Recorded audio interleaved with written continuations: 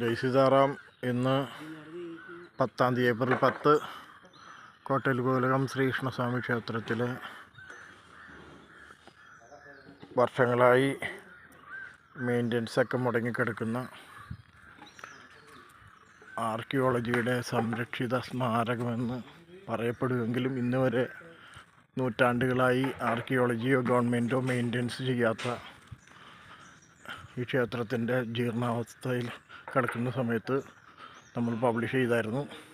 അത് പ്രകാരം നമ്മൾ തന്നെ നമ്മുടെ ചിലവിൽ പാലിയത്തിൻ്റെ സഹകരണത്തോടെ, പാലിയം ഗ്രൂപ്പ് ദേവസ്വത്തിൻ്റെ സഹകരണത്തോടെ ഓട് ഇറക്കി മേഞ്ഞുകൊണ്ടിരിക്കുന്നതാണ്.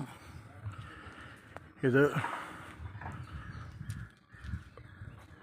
തൊട്ടടുത്തുള്ള മറ്റ് ദേവാലയങ്ങൾ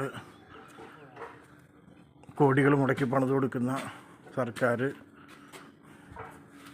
ആർക്കിയോളജി ടൂറിസം ഒക്കെ കാണാൻ വേണ്ടിയിട്ടും ജനങ്ങളെ അറിയിക്കാൻ വേണ്ടിയിട്ടും കൂടിയാണ് ഇത് ചെയ്തുകൊണ്ടിരിക്കുന്നത്. ഇതിക്ക് മുമ്പ് നടന്നിട്ടുള്ള മെയിൻ്റനൻസുകളൊക്കെ തന്നെ നമ്മൾ തന്നെയാണ് ചെയ്തിരിക്കുന്നത്.